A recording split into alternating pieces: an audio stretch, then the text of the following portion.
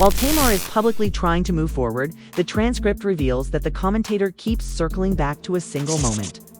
A subtle shift that changes the entire tone of the narrative. It is the moment where names begin hovering around her story. And one name in particular instantly alters the temperature of the conversation. The claim is not simply that Tamar did not go home alone, but that she allegedly went with Mendeecees and another friend. That detail ignites something online because now the public is no longer asking only what happened. They are asking who was present before the story went dark and why that detail continues to be framed as secondary. The commentator calls this framing a form of backpedaling, a quiet retreat from specifics that should matter. He points directly to the way Tamar skirts past the incident, questioning whether the narrative itself is being managed rather than clarified. As soon as Mendeecees' name enters the timeline, the internet reacts as if a fuse has been lit. Not because anything has been proven, but because implication alone is enough to force people into opposing camps. The headline hits like a punch, yet the commentator suggests the real damage may not be physical at all. If Tamar exposed her night publicly, and Mendeecees is now tied to the timeline by proximity, the next question becomes unavoidable. Who is about to snap, and what happens when the person being linked to the story decides to respond? As the first section unfolds, one thing becomes clear. This story does not progress in a straight line. It loops. It circles itself repeatedly, and every time it comes back around, the wording changes just enough to raise suspicion. Tamar is not hiding. She is everywhere. She appears in interviews, promotional appearances, and press conversations about her music, her family, and her mental health. Yet the transcript makes it obvious that whenever the conversation edges toward that night, something shifts. Sentences become shorter, explanations thin out. What replaces detail is distance. The commentator frames this early and sharply. This is not silence. It is selective engagement. Tamar will speak openly about family trauma, toxic dynamics, regret, boundaries, and exploitation. She is articulate and emotionally expressive. But when it comes to the incident she claimed nearly killed her, she keeps her hands clean of specifics. That absence is where suspicion begins to grow. The transcript walks the audience through how this week effectively became Tamar Week. Not by coincidence, but by volume. Multiple interviews, multiple platforms, multiple opportunities to clarify the same unanswered questions. And yet clarity never arrives. Instead, repetition takes its place. The same phrases surface again and again. The same emotional framing, the same careful pivot away from logistics. The commentator does not accuse Tamar of lying. He does something more dangerous. He questions consistency. He reminds viewers that this moment did not emerge in a vacuum.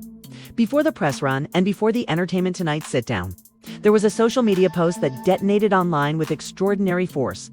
That post was serious enough to instantly create a villain in the public imagination. Even though no name was mentioned, the imagery was shocking. Tamar described being found in a pool of blood, suffering facial fractures, losing teeth, and not knowing what happened. That post did more than alarm fans. It invited speculation. The transcript shows how quickly the internet filled in the blanks, assigning responsibility before facts were available. Once that happened, another name entered the conversation. Not through accusation, but through proximity.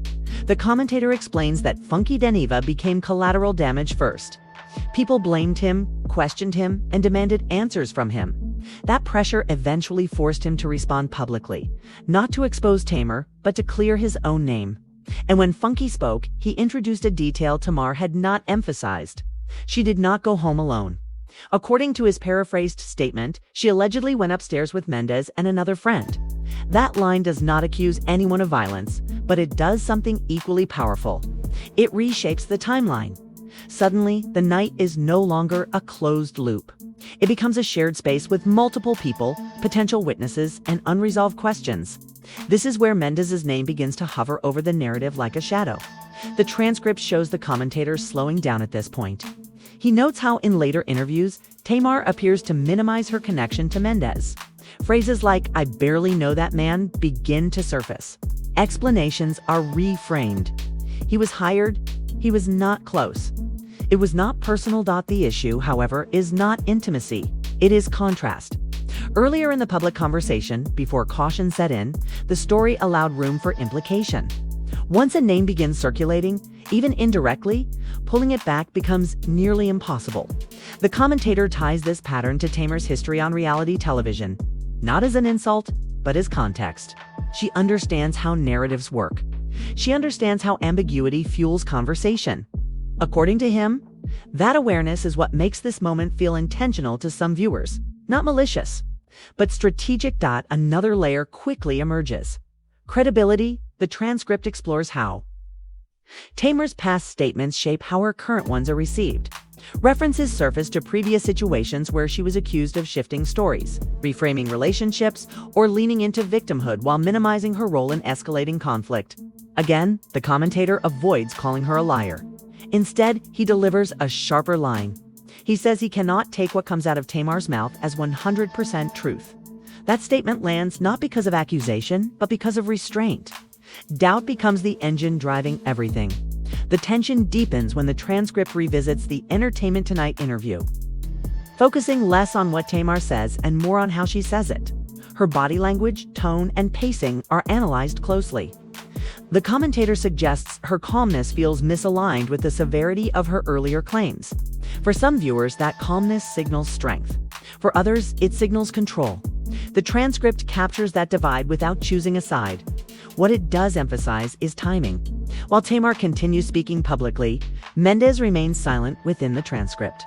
There is no counter-interview, no formal statement. His name simply moves beneath the surface of the story, carried by implication.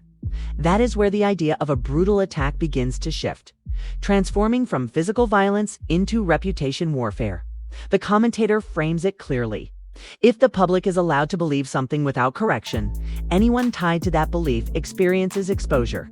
Not physical exposure, but social, digital, and emotional exposure.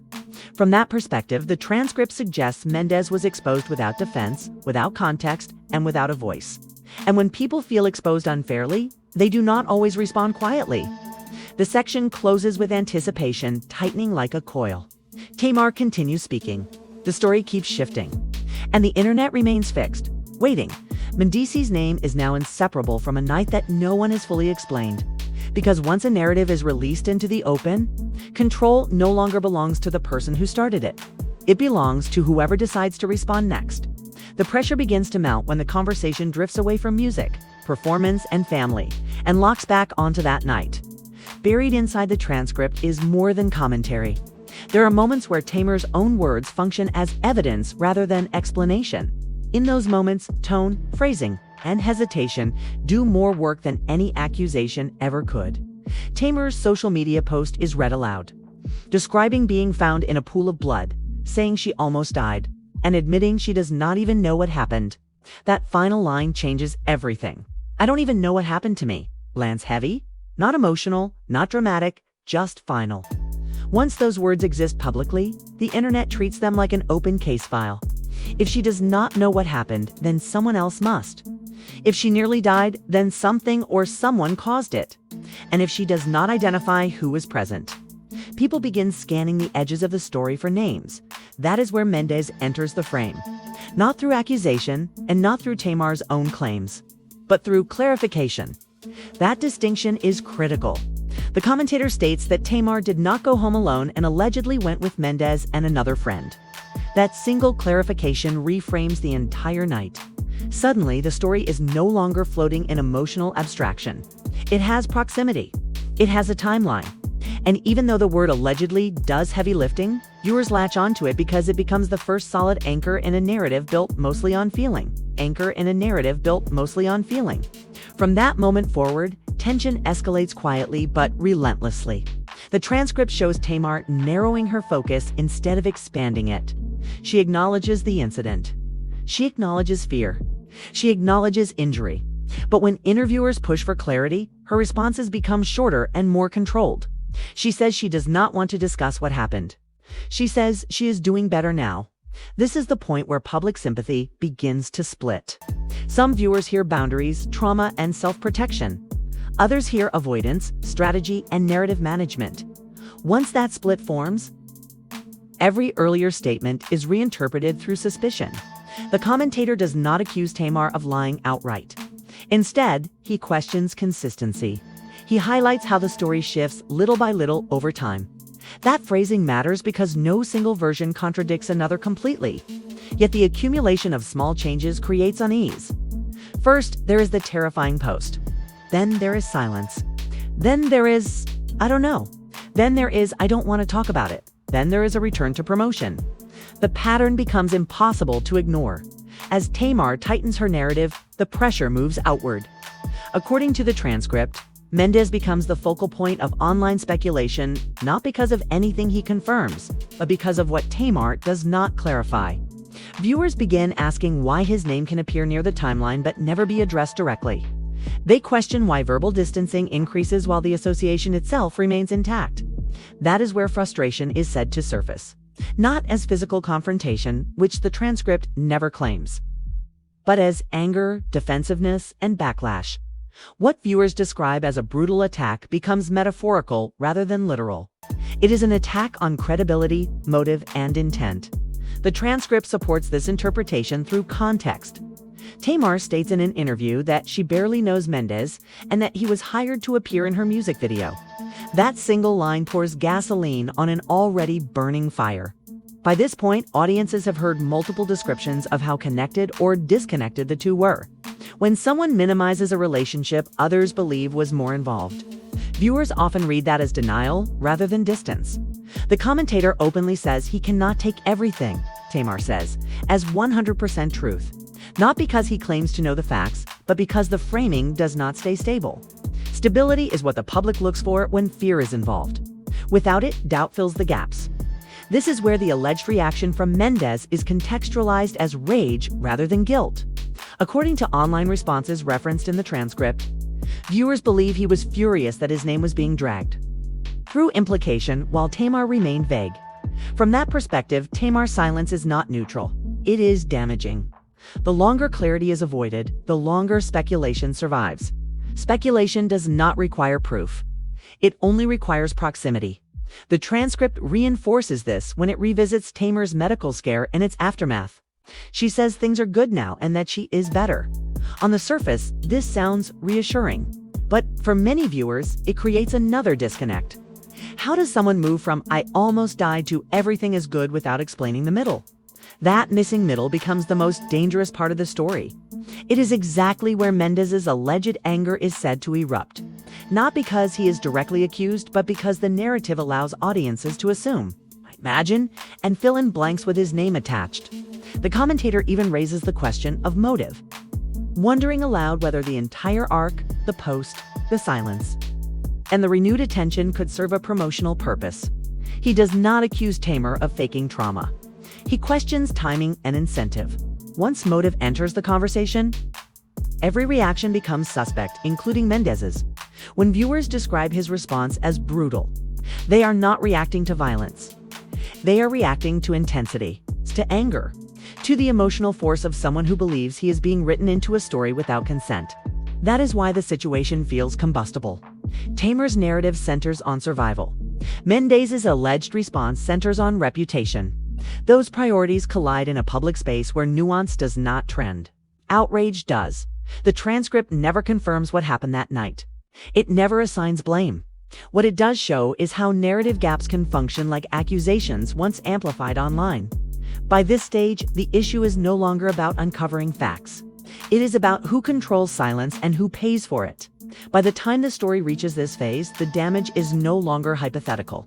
It is unfolding in real time, driven by interpretation rather than evidence. What begins as an emotional post evolves into a cycle of statement, silence, speculation, reaction, and escalation. According to the transcript, once that cycle locks in, no one involved is fully in control anymore. Not Tamar, not Mendeecees, not even the commentators trying to slow the conversation down. The internet is already ahead. After the initial shock, the next phase is not clarity. It is amplification through reinterpretation. Viewers replay interviews. They isolate sentences. They compare earlier statements with later ones. Gradually, the focus shifts from what happened to Tamar to why the story keeps changing. The commentator notes again that the story shifts little by little. This is not framed as a trap. It is framed as concern, but concern with teeth. When a story evolves without explanation, audiences do not read that as healing.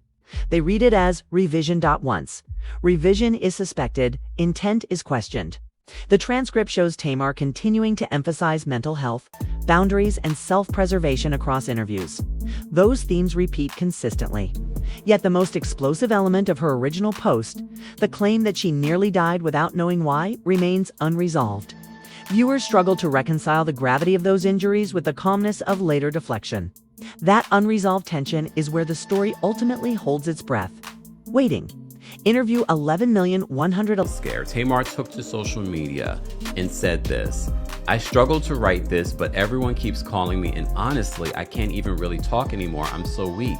I almost died Sunday. I was found in a pool of blood from my friend with a face injury. As the days go by, the worse it is. I fractured my nose, lost some teeth and mobility.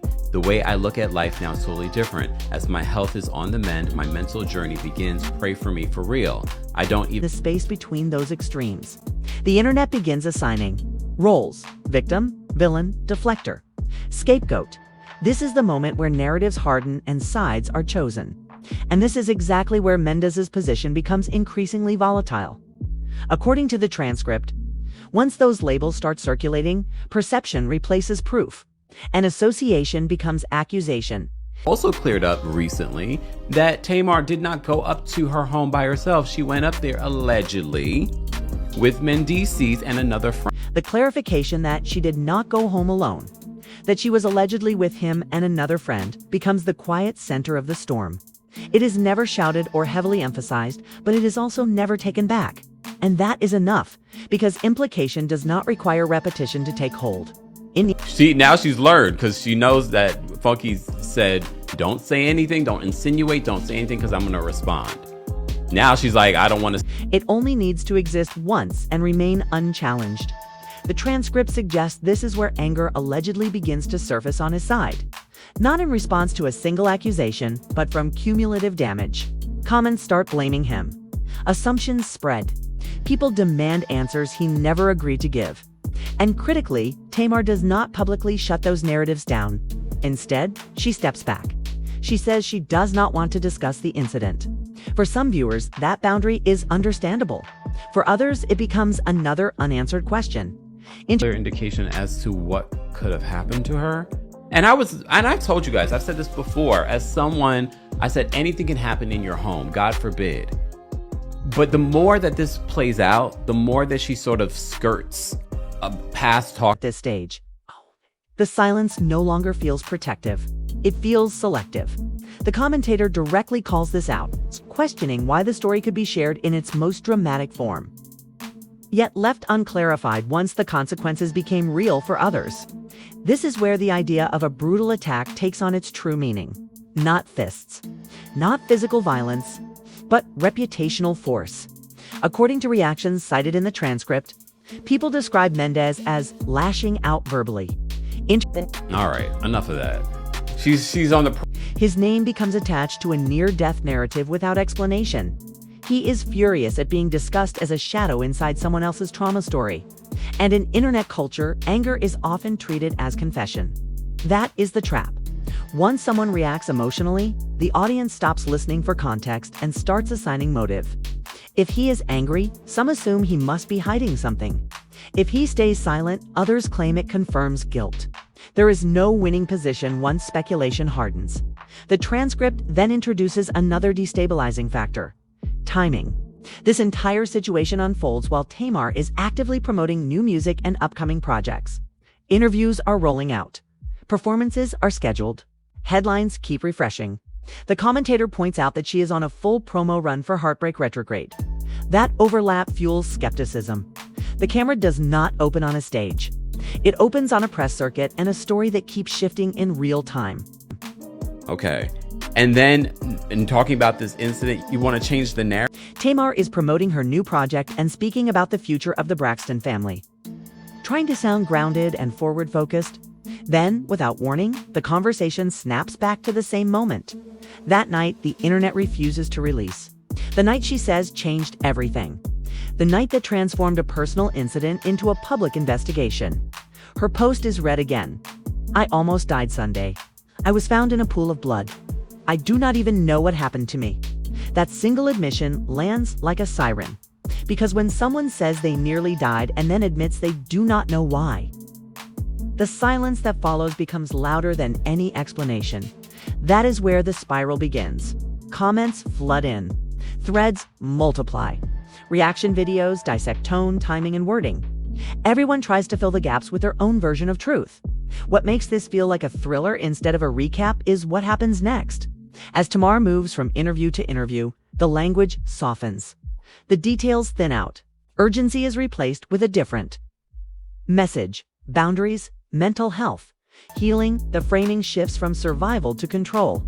And even real trauma begins to invite cynicism when attention remains fixed. Some viewers start asking whether the ambiguity itself is functional, whether unresolved tension keeps people watching, whether attention, intentional or not, is being sustained. Once that question forms, anyone connected to the timeline becomes collateral. The commentator suggests that the way the incident is framed may be benefiting her visibility, whether planned or not. That suggestion intensifies an already emotional situation because, from the perspective of someone pulled into the story, it can feel like exploitation rather than protection. This is where the alleged verbal backlash is reframed as a breaking point. Not calculated, not strategic, reactive. The transcript repeatedly emphasizes that no clear explanation is ever offered about what happened later that night, after the group separated or behind closed doors. That absence becomes the loudest part of the story. People are not reacting to facts. They are reacting to gaps. And gaps are dangerous when the language includes injury, fear, and the phrase, "I almost died." Once those words exist publicly, everyone near the timeline comes under scrutiny. Not because of evidence, but because of proximity. The transcript reinforces this during follow-up questioning. A journalist asks why such a serious message was shared and then left unresolved. That moment matters because it shows even neutral interviewers sensed the imbalance. Dramatic disclosure followed by retreat creates whiplash, and whiplash breeds distrust. So when Mendeecees is described as reacting with anger, audiences are not only judging his behavior, they are judging the structure that placed him there. That is why this stage of the story feels unstable.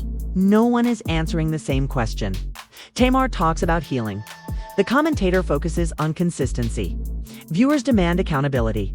Mendeecees, according to reactions, speaks about being misrepresented. These conversations never align, and once communication fragments, every move becomes suspect. The transcript never explains what actually happened that night. It confirms no wrongdoing. It validates no side completely. What it does show is how silence, timing, and implication can combine into something more corrosive than accusation. At this point, the story is no longer escalating because of new information. It is escalating because nothing closes the loop. The tension now carries weight far beyond the original post, reshaping reputations and polarizing audiences as the narrative reaches its later stage. Pressure no longer comes from revelation, but from absence. Everything is shaped by what remains unsaid. The transcript shows the conversation circling the same unanswered point. A serious incident was made public. Names were indirectly connected, yet no definitive account ever resolves it. Instead, the story keeps expanding through interpretation, reaction, and emotional response. This is where consequences settle in. The commentator notes that she still has not given a clear indication of what could have happened. That line becomes the quiet thesis of the entire situation. The issue is no longer whether something traumatic occurred. The transcript never disputes injury or fear. The issue is narrative control afterward. The distinction matters when a public figure shares something this severe. The internet does not always demand details. It demands coherence, a sense that the story knows where it is going. Here, the transcript shows the opposite. Each interview slightly adjusts the framing. Not enough to contradict, but enough to confuse. Confusion breeds theories. The transcript acknowledges this, suggesting the evolving story begins to feel less like recovery and more like repositioning. Little by little, perception shifts. And that shift changes how every silence is interpreted, especially silence around Mendeecees. By now, his presence exists almost entirely through implication. It is mentioned that he was allegedly there earlier, that she was not alone, that others were present. Nothing more, nothing less. Yet that is enough to tether his name to the incident in the public imagination. Once tethered, separation becomes nearly impossible without direct clarification. The transcript shows that clarification never fully comes. Instead, there is retreat. Tamar says she does not want to discuss the incident further. That boundary is understandable.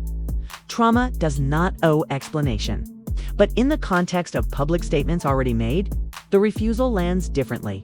It feels selective. And selection invites interpretation even when intention is unclear. The interviewer points out that she spoke publicly about nearly losing her life and then left. People without answers. That moment matters because it captures the tension perfectly. Not hostility or disbelief, but confusion. When confusion spreads across millions of viewers, it becomes pressure. This is where Mendeecees' alleged reaction is framed, not as an isolated outburst, but as a response to prolonged ambiguity. According to the commentary, his frustration is not sudden. It is cumulative, built from weeks of speculation, endless comments, and constant association with an incident. No one fully explains. The transcript never claims he committed violence or confirms wrongdoing. It does not even quote him directly. Instead, it demonstrates how a public narrative can operate like an accusation without ever becoming one. That makes this phase dangerous, because once implication replaces allegation, there is no safe response. Denial appears defensive. Silence appears guilty. Anger appears incriminating. Every reaction becomes evidence to someone watching. Timing further complicates everything.